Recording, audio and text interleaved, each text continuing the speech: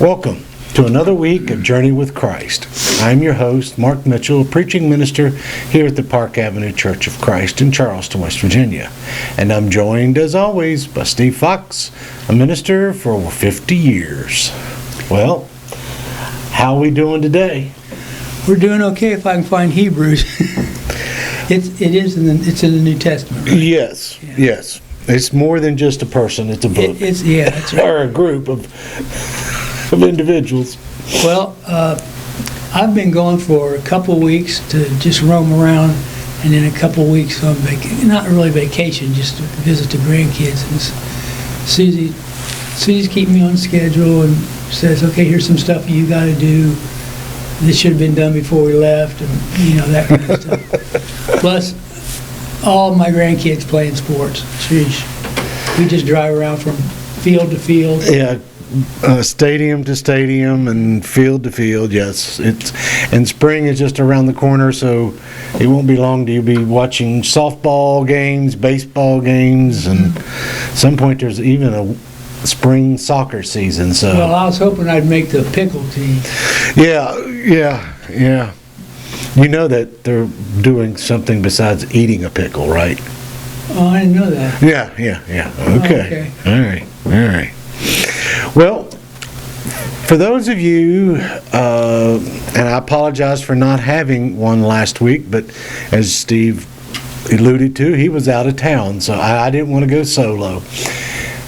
But we've been studying in Hebrews, and we've been studying from chapter 12, and we've done 2 segments on Hebrews chapter 12, and believe it or not, we still got a third one. I think today we will finish in Hebrews 12, but it is a very deep understanding that this is a conclusion chapter.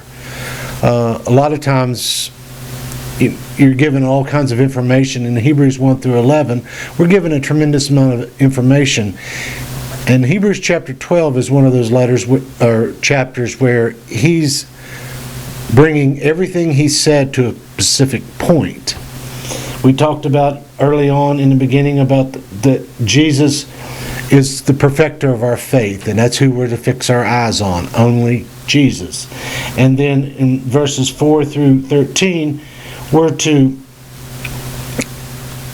press on, move forward, and by Jesus' example, to endure and struggle through, given the understanding that there's going to be some stuff come up in our lives.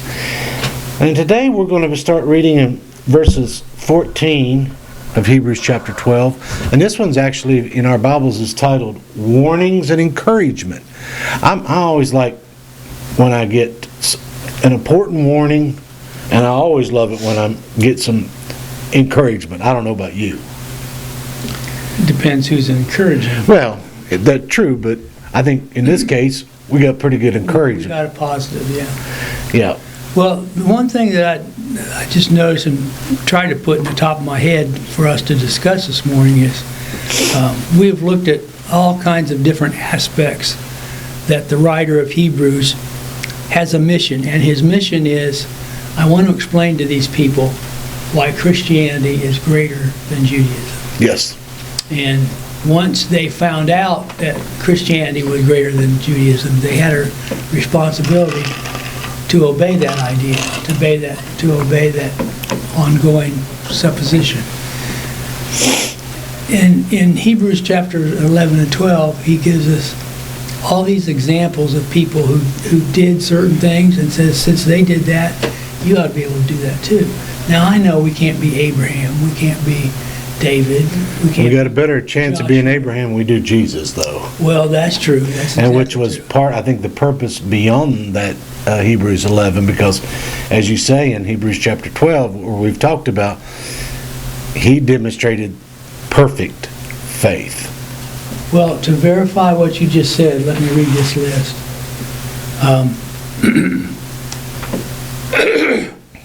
I'm just going to act like you aren't in the room, and I'm going to say Paul every once in a while, okay? Paul said that you ought to conform to what Jesus was trying to teach them because the angels were greater than he was. Boy, if the angels weren't greater than he was a pretty high status. His name was higher than any name. He was the one who made creation and continued to succeed in creation. Paul talks about the eternal concepts in this chapter. He talks about how excellent Jesus' name is, greater than any other name. He is exalted. He's greater than Moses and Aaron. Those are two pretty good guys in the history of this book. And I like to use the word consider, because basically Paul, or whoever wrote this book, is saying, I want you to consider this person right here. Yes. And then I want you to consider this one. And then I want you to consider this one. And when you add them all up, you have what God actually wants and actually desires to be part of the Christian life. Yes. Well, as we get to Hebrews chapter 12, verse 14, here is our text for the next little while. Make every effort to live in peace with everyone and to be holy. I thought that this was an encouragement. Wow.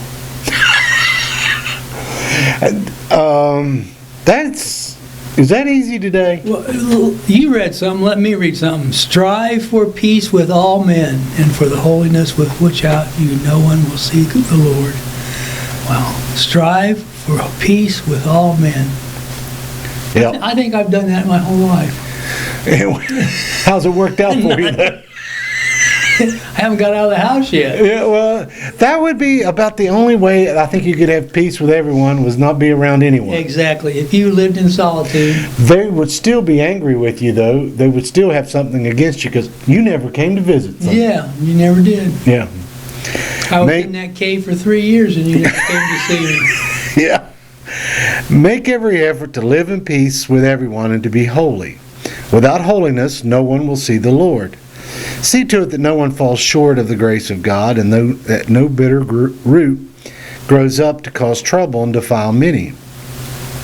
See that no one is sexually immoral or is godless like Esau, who for a single meal sold his inheritance rights as the oldest son. Afterward, as you know, when he wanted to inherit this blessing, he was rejected. Even though he sought the blessing with tears, he could not change what he had done. I'd like to throw out a scenario here. Maybe this will help us more clearly see this text. Most of us in this room and in this church grew up in a Christian family. And some of those Christian families have been practicing Christianity for 50 years, 60 years, Long. maybe a couple years. Yes, longer than I'm alive. Long, that's right. So all of a sudden, here comes a letter that they're supposed to read, and it's addressed to the Hebrews.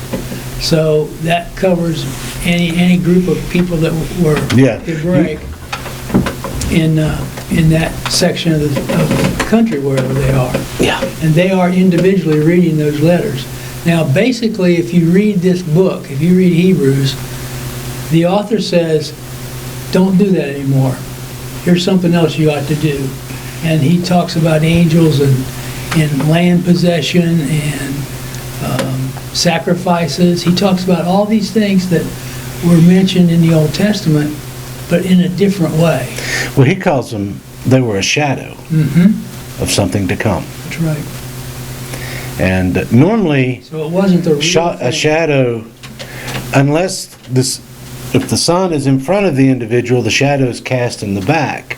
You know, the illustration that Hebrews does is the fact that he says, these were all just to show you what was really going to be here. Yeah. And he goes through a lot of various details. I mean, very intricate details. I mean, minute little things in there to draw your attention to what you're saying, to the fact that, hey, there's something better here. Yeah. Something better. And if we study the whole book together, we would find out that we would find out that these people didn't just rapidly change overnight. No. You know, you didn't have Jesus saying to them, there is a sacrificial lamb, or Paul or John saying there is a sacrificial lamb. So you make sure that you understand the purpose of that sacrificial lamb. You don't just get up and say, well, I want to replace something. Yeah. You don't just replace something in the book of Hebrews. The author is saying, this is what's important. This is what you ought to do instead of what you did in the past. Well, we also have Paul writing a book to the Galatians, which they're trying to morph to bring parts that they really enjoy and they felt very confident in into their new version of Jesus with their thing. They're trying to mix the two to come up with something that they like. And there's sections of the New Testament that say exactly what you said. That here are these people that are in transition. They're going to change their minds, change their action, change the way they do things. But the author says you can't go back and do those other things because if you're just dragging this along, you aren't getting the purification of what Christianity is supposed to be about. Absolutely. So I'll get up and say, "Hey, Mark, let's go sacrifice a lamb. I'll bring the tools, you bring the lamb." And then you got some people going, "Well, wait a minute. This letter that we got said that that's not going to be done anymore." It's just interesting in noting how difficult it is, and we understand it too, because if our generations after generations, if they're doing the same things that they did for the last 4,000 years, it's going to be tough for somebody to come up and say, don't do it like that anymore. Well, imagine you've rested on the Sabbath and been families stayed home, had dinner that day, and it was a big deal. And you've been doing that for millennium. Mm-hmm. And now, okay, you don't have to do that anymore. Yeah. We're going to meet on the first day of the week now. It takes on a different connotation Yeah. than it did before. Yeah. This past Moving it from Saturday to Sunday. Well, this past weekend, Susie and I went to visit her sister who lives in Ohio, and Joyce had two of her daughters staying with her for the weekend. And I looked out Saturday morning as Susie and I were sitting there eating breakfast, and there'd been this big storm the night before, and it knocked bushes and trees and branches, pieces of wood all over her backyard. So I look out, and Julie is picking up these sticks and putting them in a wheelbarrow and taking them down to this dump where she's going to... And I looked at Susie and I said, we have to go out and kill Julie. She said, what? And I said, she's picking up sticks on the Sabbath. Yeah, I mean... So Susie talked me out of that. Yeah. Said, no, Hebrews would say something different than that. Hebrews would say she had the right to do that. But if you were, strangely, ionically pushing the law, that's what we had to do. Well, and of course, like I said in our intro here, Hebrews 12, the book of Hebrews is a transitional book, and Hebrews 12 is a transitional idea, and he's telling them that he knows what they're going to be going through is going to be difficult, but you're going to have to press on. And part of what this thing here, verse 14, make every effort to live in peace with everyone and to be holy. Without holiness, no one will see the Lord. What were the Jews, and you and I did a small series on this, what were the Jews famous for? One of the things they were famous for was their racism toward all other groups. And he tells them here right now, that's got to change. Make every effort to live in peace with everyone. And everybody else is Gentile, which means they're wrong. Everybody is... If they're non-Jewish. Yeah, they're non-Jewish, so... And he's also telling them, make sure that no bitter root grows up to cause trouble and defile many. In other words, don't let your past, your earlier understandings fester up and cause dissension where there should be peace. In other words, You may be biting your tongue sometimes, and it's going to hurt. Well, But deal with it. Like you said in verse 14, strive for peace with all men. I'm going to be arrogant enough here in a minute to say something that, well, let's just cut to the chase. Early in my ministry, I was not striving for peace with all men. No, me neither. And, other ministers would be upset with something I said or somebody. And especially when I was in the presence of people who said something, and then it's almost like, okay, well, he said something, so there has to be something wrong with that, so let's go after him. And then after we go after him, they can come after me. Well, that's not striving for peace with all men. And as I grew older and my ministry became more important to me than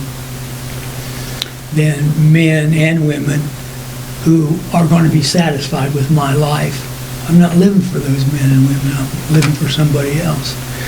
And yeah, It's such a powerful verse. Strive for peace with all men. and he had to go and throw to be holy in there too. We're going to take these one at a time. I think I'm doing better for peace with all men than the I am with holiness thing. Yeah, me too. Well, I know you are. Well, we're just doing the best we can, buddy. That's And right. of course, verse 16 says, see that no one is sexually immoral or godless like Esau. Poor old Esau. And I like how the Hebrew writer brought up the one person that they would definitely look up and like, what was he thinking? Mm-hmm. Now that's just, they would have said to him, you sold your birthright for what? A bowl of soup? Are you an idiot? I don't know how you say that in Hebrew, but that's probably what he said, yeah. But here's the point. He's saying to them, are you going to sell your birthright for law? All these things that were imitations, you're not going to take the real thing? That's what he's saying to them. Exactly. Do not exchange your birthright for a bowl of soup. Everything has a value, and Esau, you traded for something that wasn't even close. I know you were hungry at the time, and it got you through. It got you from point A to point B, but got with the writer saying, but with Jesus, we got the real thing now. We have the real thing. I think this is an interesting passage where it says, the many became defiled. Something little was eating a meal in a cup or in a bowl, and he said, please give me this, because I want this right now more than anything else. And everything around him, the stars, the sun, the moon, all these people were saying, no, don't do that. That's just stupid. Do not do that. And I know that you and I don't know anybody that ever was given the advice, don't do that, and they did it anyway. You want the list that I wrote down here a while ago? Yeah, well, I was thinking to myself, how many times in our lives have we sold our soul, in a illustrative manner, for a temporary pleasure that had life-altering consequences. Yes. Or taking something that didn't belong to us and have to pay with scandal. I wish every child would have the greatness and the goodness and the satisfaction of a mother and father who taught them the difference between short-range vision and long-range vision. Mm-hmm. Okay, now me and my buddies are going to get together and we're going to rob this bank. Yeah. Well, their idea is we're going to take all this money and run down the road. Have fun. And nobody ever catch us and we'll have fun with this money. And then also, now that's short-term vision. That's what you're looking from here to right there. And then there's this long-term vision where, we didn't do a very good job of planning our escape. we ended up in prison, and I'm going to go to trial, and I'm going to have a whole lot more places and things to do in that jail than I was if I just went there and they let me go. Most teenagers, I don't want to say most, a lot of teenagers don't know the difference between looking at something right there and looking at something right there. I think today you could throw adults in on that one too. Oh my goodness. I can't tell you how many times, God bless the people that I've talked to that I'm just going to mention right here, but I can't tell you how many people have sat in my office, husbands and wives, or together, and said, we made a mistake, or I made a mistake, and I can't ever get that back. I've tried. Yeah. I've tried. And so, she may be gorgeous and she may be beautiful, but that's short-range vision. Yep. You got to look farther down the road. What's this going to be like 10 years from now? What's this going to be like 20 years from now? And most people don't figure that out at all before they jump into what they want to jump into. And Esau didn't have that vision, and by it, in essence, as you just stated earlier, he set aside, his family was almost, they became enemies. And even though they were descendants of what the Jews held in high esteem. They were descendants of the circumcised one. And they would have been circumcised too, but for a single bowl of soup, he changed it. I told you a couple of weeks ago that I'd read this book, and I've given him enough promotion. Andy Stanley wrote this book, What's the Most Important Question? And throughout the book, he brings this topic up. He will say, he'll give you an example of something that somebody's trying to decide, do I do this or do I not do this? And he said, the question we should always ask ourselves is, what would the wise man do? And before that, there was the popular saying, what would Jesus do? Yeah. I mean, so... Well, what would Curly do? Well, we don't do what Curly did. I'm going to try to get us through the end of chapter 12 today, so... You want me to leave? No. No, but we're going to read verses 18 through the end of the chapter. Okay. You have not come to a mountain that can be touched and that is burning with fire, to darkness, gloom, and storm, to a trumpet blast or such a voice speaking words that those who heard it begged that no further word be spoken to them, because they could not bear what was commanded. Even if an animal touches the mountain, it must be stoned to death. The sight was so terrifying that Moses said, I am trembling with fear. But you have come to Mount Zion, to the city of the living God, the heavenly Jerusalem. You have come to thousands upon thousands of angels in joyful assembly, to the church of the firstborn, whose names are written in heaven. You have come to God, the judge of all, to the spirits of the righteous made perfect, to Jesus, the mediator of a new covenant, and to the sprinkled blood that speaks a better word than the blood of Abel. See to it that you do not refuse him who speaks. If they did not escape when they refused him who warned them on earth, how much less will we, if we turn away from him who warns us from heaven? At that time his voice shook the earth, but now he has promised, once more I will shake not only the earth, but also the heavens.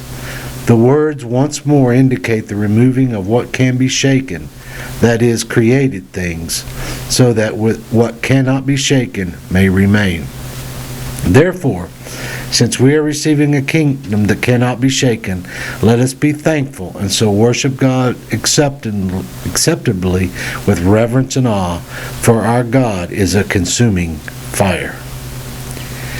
I thought we might get through that today, but We would be a lot of hope in that. We would be cheating ourselves if we didn't get through that. Because if we just jumped over that paragraph, No. man, there's so many things in there where he says, you have to look at this. You have to be careful that you look at this and don't just throw it out. Don't just throw it away, because these people have been living for a time when the Messiah would come into the world and straighten out everything that you ever studied in Judaism. Well, the contrast that he begins with, every Jew would have known the story of coming out of Egypt, coming to the mountain. Kind of lost it in my head. Where Abraham was going to... No, the one where Moses went up on Sinai. Sinai. Thank you. There'll be a charge for that. Okay. But we all know the burning, the smoke, the fire, everything that came about during that period of time. The fear and trembling that they had for God during that moment, because they had kind of heard about God and they've seen some things of God, but this was a whole different moment for them. They were scared of this God. And rightly so. And rightly so. But the writer says, but you've now come to Mount Zion, and this is different.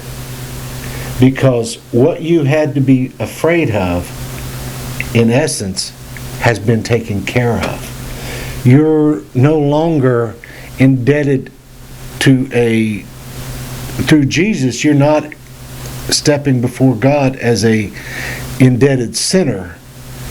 Jesus now has settled your account, and you're allowed to come home, to be at home. And that line there, you have come to God, the judge of all, to the spirits of the righteous made perfect, to Jesus, the mediator of a new covenant, and to the sprinkled blood that speaks a better word than the blood of Abel. What did the blood of Abel shout? Well, it was a time when anybody could have heard Abel say something even though he was buried, which is kind of spooky in itself when you think about it. I was kind of thinking to myself that the blood of Abel, for all intents and purposes, shouted death to everyone. Death to everyone.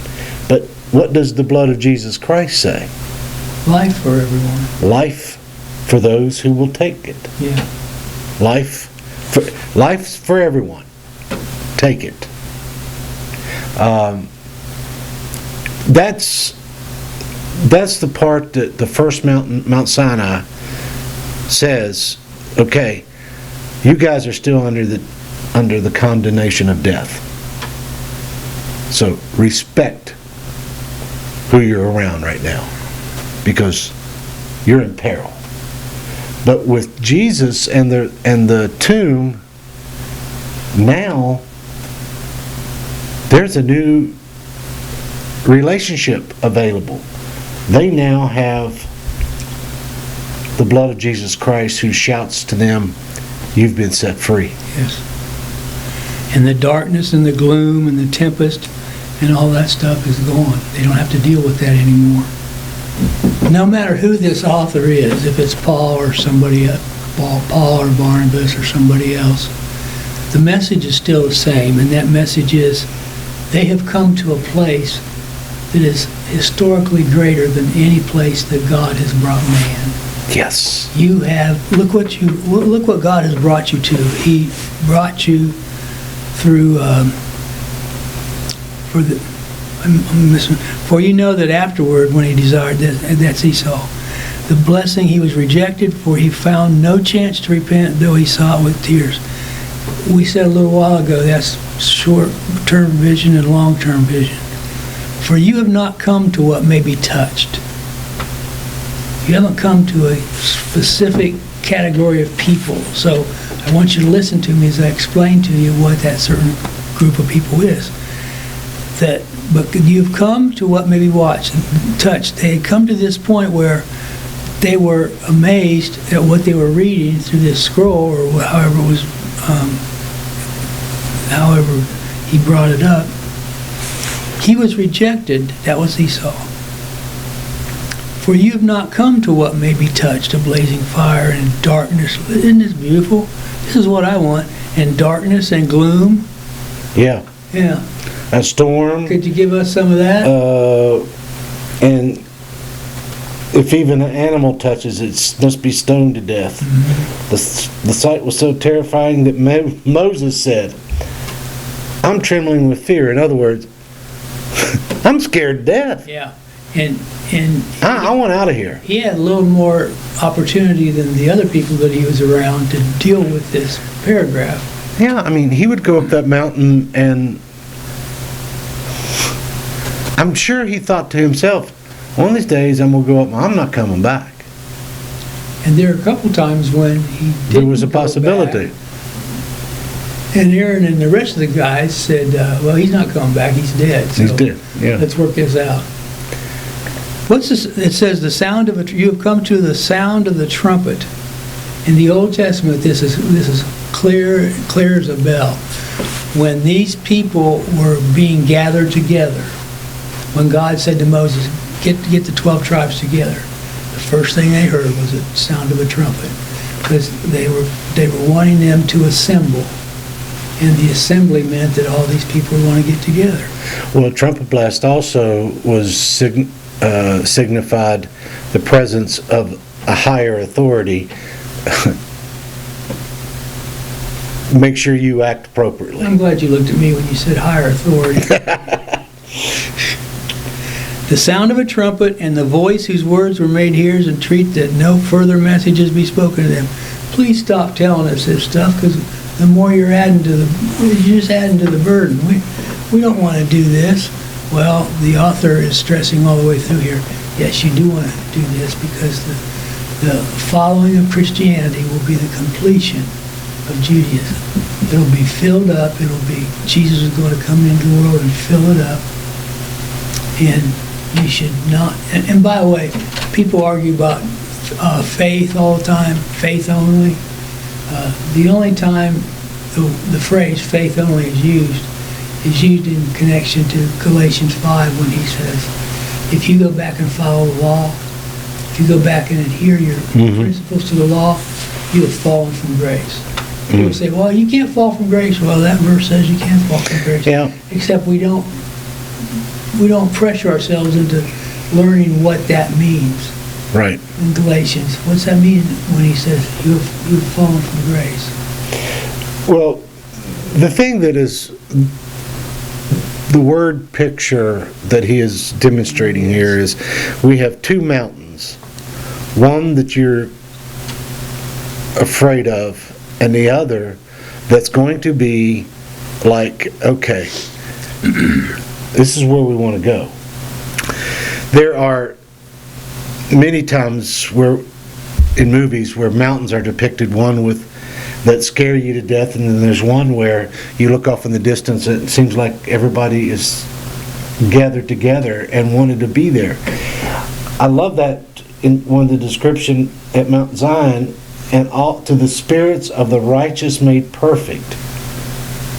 That would kind of imply that that's the ones who have died already and are enjoying this new reality that's been made possible by Jesus. I mean, hey, come on in. You're here. You're welcome. This is home now. This is where you want to be. I'd like to demonstrate for our audience what he means in this one paragraph when he says that they couldn't endure the order that was given. Don't go around the mountain, don't go around the beasts, don't go around people or things that are going to make your identity even tougher to follow, because you don't want to get stuck in those things. And he uses Moses and Joshua and other Old Testament characters to give them that demonstration. But you have come to Mount Zion. Now let me read one more phrase. You have come to Mount Zion. What is Mount Zion? It's the city of the living God. Yep. And he writes to them in the first century sometimes, says, you've come to this mountain. you've come to this city. Mm-hmm. And if you look for it in the distance, you're going to find it. But then he says, he made the hearers entreat that no further messages be spoken to them. We don't want to hear anymore. You gave us enough for us to be responsible for the reactions we have in looking for a state of mind, a state of position, a state of what am I going to do on the Sabbath if I'm not going to go out and do other things? Mm-hmm. What am I going to do? For they could not endure the order that was given. If even a beast, we talked about the beast that was touching the mountain. So terrifying was the sight that Moses said, I tremble with fear. Now, he's explaining what this city was in the Old Testament. He's explaining what this city did for people in the Old Testament. But then he says, but you've come to something different. Well, what have you come to? You have come to Mount Zion and the city of the living God, the heavenly Jerusalem. Look at those three words, the heavenly Jerusalem. I want you to notice, and people read through this all the time, looking for short-term vision or long-term vision. You have come to the city of the living God, the heavenly Jerusalem. It's not the heavenly Rome. Mm-mm.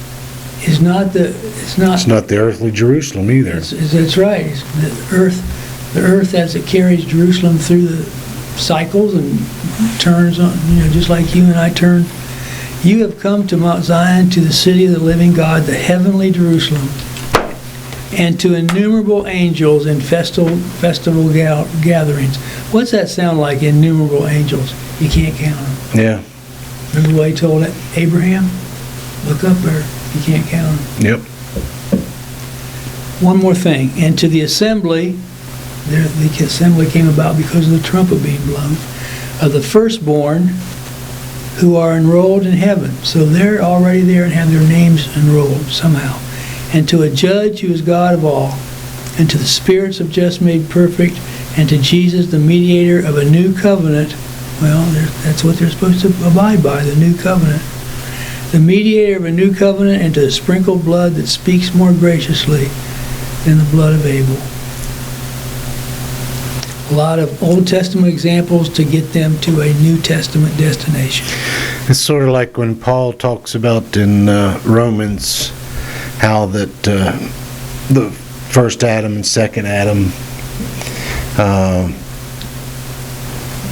everyone was condemned under the first Adam, but salvation was made possible through the second Adam. Hebrew writers saying sort of the same thing, but the word there, because they had worshipped for so many years the concept of sacrificed blood. Oh, yeah. That word image, that the blood of Abel screamed a whole different reality than the blood of Jesus. And the author is going to say there's one difference, and the one difference is that just had to be done one time. Yeah. And, I'm glad I'm not a priest in the Old Testament form of things. Be a bloody job. Oh, man, you'd have to be cleaning up every time you turned around, and I'm not a blood guy anyway. No, me neither. No. I don't run to an accident and say, hey, get out of the way, I'll take care of this. I would have hoped to have never been born a Levite. That's for sure. Yes. Well, can I say one thing about, or you want to? No, okay. Go ahead. If you. This strive for peace with all men, I'd like to suggest to all of us in this class that we try to do that this week. Strive for peace with all men. I don't have too many enemies. I've got some people that don't like me and some people that don't believe what I believe, Mm-hmm. but I really don't have too many enemies that are, lurking outside the house with a shotgun getting ready to have somebody come out. Mm-hmm. I don't have people like that. But when he says, strive for peace with all men, all of us have men and women that we just don't get along with. Yeah. And when they cross the room, we'd like to be over there on the other side of the room. But my grandpa had a saying that I used to love him. I heard him say this many times. He'd say, well, I don't have any enemies at all. And he said, I don't hate anybody. But if I start, I got the guy picked out. And all of us have those people in our lives. Absolutely. So we ought to, and the word is very prominent, it's an excellent word, strive. Strive. It's not going to be like falling off a log. No, It's going to take work. it's not a stroll. It's a strive, and which means there's going to be moments where it's not going to be the easiest thing you ever do. So I was going to suggest that everybody in our listening audience this week make a list of those people who hate you. Or those Please ignore Steve at this moment. On behalf of Steve and I, we so do appreciate you joining with us this week, and we look forward to being again with you next week. So, on behalf of Steve and I, have a great week. God bless. I got the guy all picked out.